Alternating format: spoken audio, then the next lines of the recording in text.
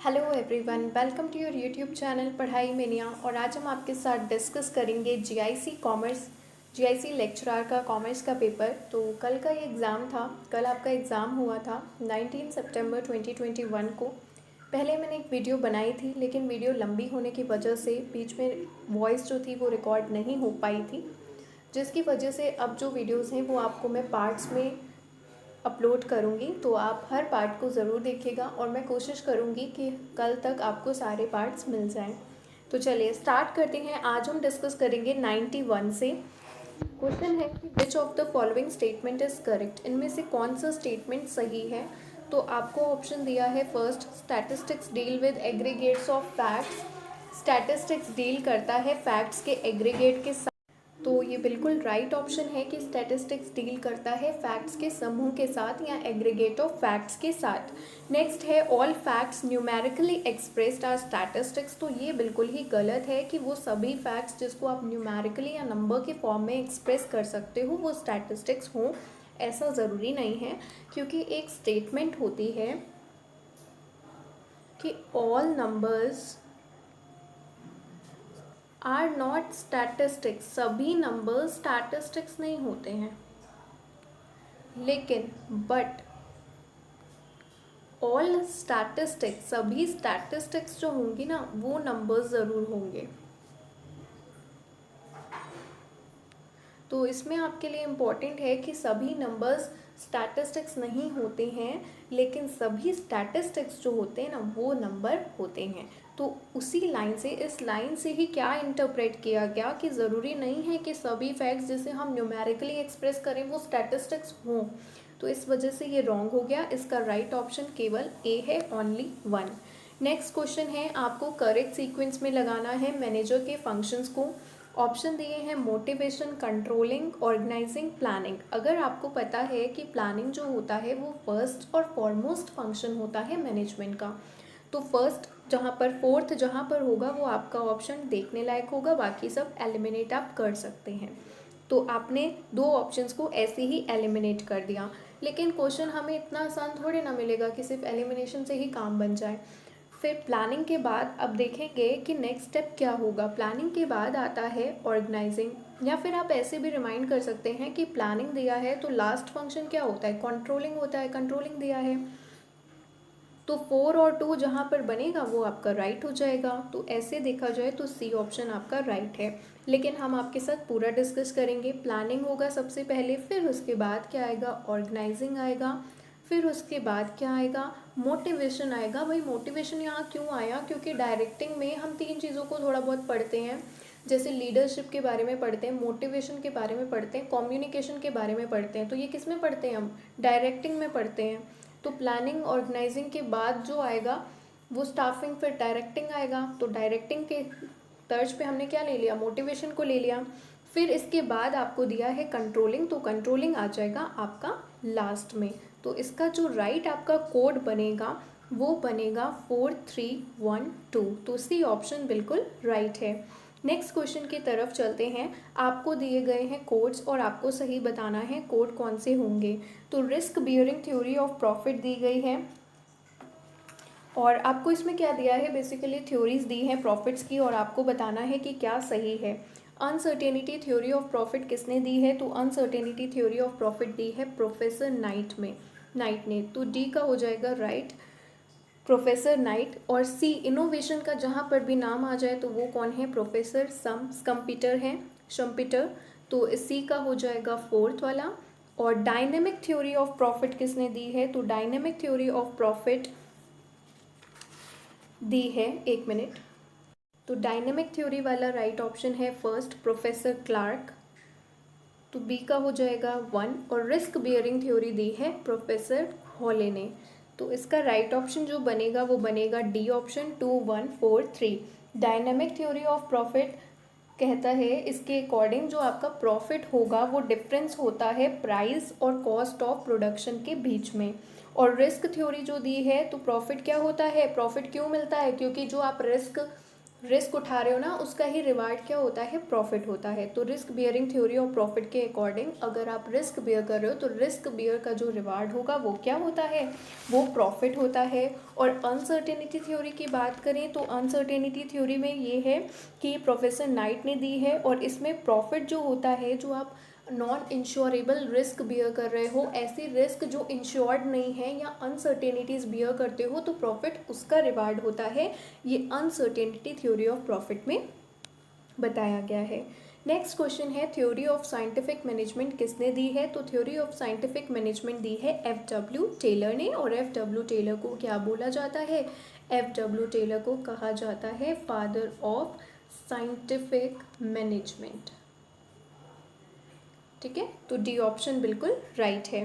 Next बात करते हैं मैच लिस्ट 1 और लिस्ट 2। देखिए मेरे हिसाब से जो मैं इसको लेकर थोड़ा सा डाउट है मुझे, लेकिन अपना मैं बता रही हूँ, बाकी अगर आप लोगों को लगता है कि ये गलत है तो आप मुझे कमेंट बॉक्स में बिल्कुल बता सकते हैं। Interbank call market, interbank call market है, उसे अगर हम मनी मार्केट रखें, लेकिन मेरे हिसाब से जो इंटरबैंक कॉल मार्केट है वो एक शॉर्ट टर्म मेच्योरिटी वाला होता है। इंटरबैंक कॉल मार्केट जो होता है वो बहुत ही लिक्विड होता है और बहुत ही शॉर्ट टर्म के लिए होता है। ट्रेजरी बिल्स जो होते हैं वो गवर्नमेंट पेपर्स होते हैं, क्योंकि ट्रेजरी बिल्स में क्या होता है कि आरबीआई इशू करता है ऑन बिहाफ ऑफ गवर्नमेंट।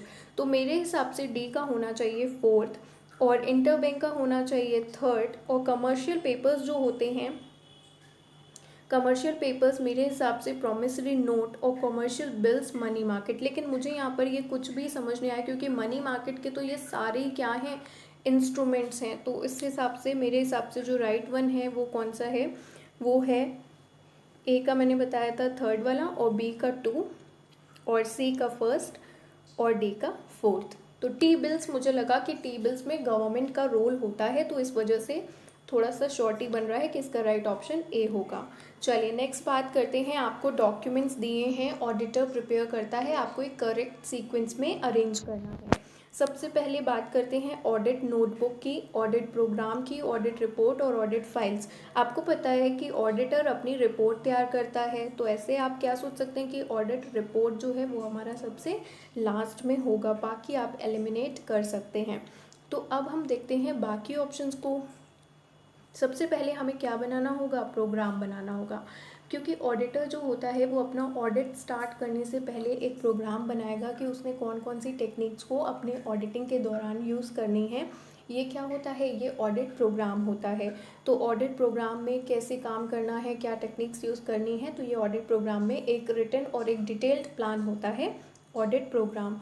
और ऑडिट नोटबुक की बात करें तो ऑडिट नोटबुक का मतलब कि ऑडिटर जो होता है कुछ ऐसे पॉइंट्स होते हैं, कुछ ऐसा डाउट होता है जो क्लैरिफिकेशन मांगता है, तो ऐसे डाउट्स, ऐसे क्लैरिफिकेशंस को किस में नोट किया जाता है, ऑडिटर अपनी ऑडिटर नोटबुक में, ऑडिट नोटबुक में लिखता है। तो इसका जो राइट ऑप्शन है वो है आपका सेकेंड वाला, फिर फर्स्ट वाला, फिर 4 वाला, फिर 3 वाला। तो राइट ऑप्शन हो जाएगा सी, 2, 1, 4, 3। नेक्स्ट क्वेश्चन है, with reference to dispersion, dispersion के संदर्भ में कौन सी स्टेटमेंट आपकी सही है? Relative measure of dispersion are independent of units of measurement of data. तो बिल्कुल सही है, क्योंकि जो रिलेटिव मेजर होता है, दो तरह के मेजर होते हैं, एक होता है एब्सोल्यूट मेजर और एक होता है रिलेटिव मेजर। जो रिलेटिव मेजर होता है ये यूनिट्स पे इंडिपेंडेंट होता है, मतलब कि यूनिट्स पे डिपेंड नहीं करता है। और एब्सोल्यूट मेजर जो होता है वो क्या होता है, वो यूनिट पे डिपेंड करता है, जिसकी वजह से कंपैरिजन नहीं कर पाते, हम कंपेयर नहीं कर पाते हैं दो अलग अलग सीरीज़ को। लेकिन रिलेटिव मेजर क्या होता है, रिलेटिव मेजर्स आपका जो वो यूनिट्स पर बेस नहीं होता है, जिसकी वजह से कंपैरिजन किया जा सकता है। रिलेटिव मेजर जो है वो इंडिपेंडेंट होता है यूनिट्स का, ऑफ कोर्स होता है। तो राइट ऑप्शन है हमारा first. Standard deviation can be negative, तो स्टैंडर्ड डेविएशन कभी भी नेगेटिव नहीं हो सकता है। तो इसका राइट ऑप्शन है only one option, A option is right one, क्योंकि स्टैंडर्ड डेविएशन स्क्वायर रूट है तो वो कभी भी नेगेटिव में नहीं आ सकता है। नेक्स्ट क्वेश्चन है, fixed assets in the balance sheets are required to be shown at cost less depreciation. तो बिल्कुल हमें फिक्स्ड एसेट्स को बैलेंस शीट में दिखाना चाहिए कॉस्ट में से डेप माइनस करके। बैलेंस शीट और पीएल अकाउंट जो है वो ट्रू और फेयर व्यू देते हैं, तो बिल्कुल ट्रू और फेयर व्यू देने चाहिए। आर्थिक चिट्ठा और लाभ हानि खाता एक सत्य और उचित दृष्टिकोण को प्रकट करते हैं। तो ये काम भी है, मतलब बैलेंस शीट क्यों बनाते हैं, ताकि हमें ट्रू और फेयर व्यू मिल सके। तो दोनों ही ऑप्शन राइट हैं और ए और आर जो है वो ट्रू है। आर करेक्ट एक्सप्लेनेशन है ए का। नेक्स्ट क्वेश्चन की तरफ चलते हैं। आपको दिया है यहाँ पर कोड्स दिए हैं, टाइप्स ऑफ एंटरप्रेन्योर और कैरेक्टरिस्टिक्स। एंटरप्रेन्योर के टाइप्स हैं और आपको कैरेक्टरिस्टिक्स दिए हैं। इनोवेटिंग एंटरप्रेन्योर जो होता है वो कुछ नया बनाने में बिलीव करते हैं, मतलब कुछ नया करना है, कुछ नए तरीके से करना है। इमिटेटिंग वाले जो होते हैं ना वो बहुत चालाक होते हैं। क्यों होते हैं? क्योंकि वो ये देखते हैं कि अगर इनोवेशन सक्सेसफुल हो गया है तो वो उसको एडॉप्ट करते हैं। तो ये क्या करते हैं, रीडनेस टू एडॉप्ट, ये उसको एडॉप्ट करने में बहुत तेज़ी दिखाते हैं जो क्या है, सक्सेसफुल हो चुका है इनोवेशन। कुछ को लगेगा कि यार इनोवेटिंग मतलब इनोवेशन, लेकिन ये पॉइंट गलत है। क्यों गलत है? क्योंकि जो इमिटेटिंग वाले होते हैं वो इमिटेट करते हैं। इमिटेट का मतलब होता है कि दूसरों को फॉलो करना, दूसरों की नकल उतारना। तो ये क्या करते हैं, जो भी इनोवेशन सक्सेसफुल हो जाती है उसे एडॉप्ट करने में बहुत ही रीडीनेस या विलिंगनेस दिखाते हैं। तो बी का जो राइट ऑप्शन हो जाएगा वो हो जाएगा थर्ड वाला। और फैबियन टाइप के जो होते हैं, फैबियन टाइप के ये बहुत ही ग्रेट कॉशियस होते हैं, मतलब बहुत सतर्क रहते हैं, बहुत डाउटफुल रहते हैं ये लोग। अगर ये कोई भी चेंज लाएंगे ना तो ये बहुत ज़्यादा उसमें डाउट रखेंगे, बहुत अलर्ट रहेंगे, बहुत सतर्क रहते हैं इन सब चीज़ों में। तो फैबियन का जो राइट ऑप्शन है वो क्या है, वो है आपका फोर्थ ऑप्शन। और बाकी इमिटेटिंग का मैंने बताया थर्ड, और इनोवेटिंग वाले का क्या होगा, एग्रेसिव इन एक्सपेरिमेंटेशन। एक्सपेरिमेंट करने में ये बहुत ही एग्रेसिव होते हैं। क्यों होते हैं? क्योंकि इनोवेशन करना है, नई चीज़ें ढूंढनी है तो एक्सपेरिमेंटेशन के ही थ्रू होगा ना। तो इस वजह से इनोवेटिंग वाले जो होते हैं वो क्या होते हैं, एग्रेसिव इन एक्सपेरिमेंटेशन होते हैं। अब ड्रोन वालों की बात करें तो ड्रोन वाले जो होते हैं वो बहुत ही चेंज पसंद नहीं करते हैं। ये बहुत ही पिछड़े टाइप के होते हैं, बैकवर्ड सोच रखते हैं कि हमें चेंज नहीं लाना है, और ये बिल्कुल अपनी प्रैक्टिसेस को चेंज नहीं करते हैं। जो एग्जिस्टिंग है उसी पर फॉलो करते हैं, रिफ्यूज़ कर देते हैं, बिल्कुल कोई भी चेंज नहीं लाना चाहते हैं प्रोडक्शन में। तो इसका राइट ऑप्शन है 1 3 4 2। तो बी ऑप्शन इसका राइट है। नेक्स्ट क्वेश्चन की तरफ चलते हैं। Cost accounting is complementary to financial accounting. तो बिल्कुल कॉस्ट अकाउंटिंग जो है वो फाइनेंशियल अकाउंटिंग के बिल्कुल कॉम्प्लीमेंट्री होता है। कॉस्ट अकाउंटिंग के जो रिजल्ट्स होते हैं वो ट्रस्टवर्दी नहीं होते हैं। ये कहीं ना कहीं नेगेटिव तो है, लेकिन कहीं जगह लिमिटेशंस में ये भी मेंशन है कॉस्ट अकाउंटिंग के कि कॉस्ट अकाउंटिंग के जो रिजल्ट्स होते हैं वो रिलायबल नहीं होते हैं, क्योंकि ये एस्टिमेट्स पे बेस्ड होते हैं। तो फिलहाल रीज़न पे मुझे डाउट है, बट ए पे मैं पूरी तरीके से श्योर हूँ कि अजर्शन जो है वो पूरा ट्रू है। चलिए नेक्स्ट क्वेश्चन की तरफ। Premium on redemption of debentures account, जब तक हम रिडीम नहीं करेंगे तब तक हम उसे कहाँ पर शो करेंगे, तब तक हम उसे लॉन्ग टर्म प्रोविजंस में